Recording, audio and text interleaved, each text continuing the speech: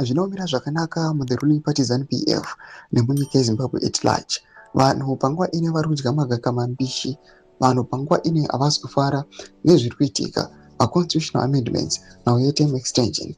People they are not happy pamusoro pemapower struggles ari kuitika, ari kuonekwa kunzi nauye succession yatoratidza kuti yatosvika pane imwe level, kunyange zvazvo the ruling party ZANU-PF iri kubuda pachena ichitaura ichiti mu the ruling party ZANU-PF hatina any succession crisis, but as we are watching and observing, the situation is very volatile and tense. Saka pana mashoko buda achitogwa panguva ino vanhu vachirejecta again kuda Tagurei. Don't subscribe or like on the bell icon. Chibomusa rwano post on picture samuri kuona obudanyura chiti Tagurei will never be president of Zimbabwe. Full stop. This is not a country for sale to the highest bidder.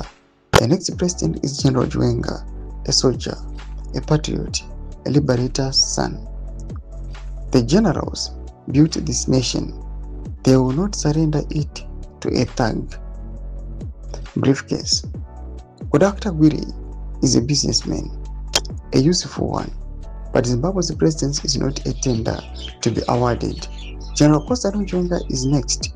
The crocodile knows, the army knows, the people will know.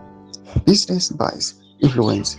If it does not buy the throne, Chiwenga is next. Always was. The man carried the gun that changed history. Full stop. Doma developments ari kuda panguva ino vanhu vachiindosa VP Constantine Chiwenga vachimoti awa is the next line.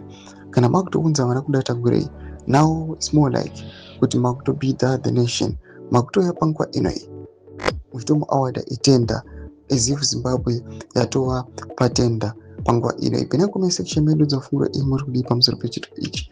Subscribe or like, hit on the bell icon.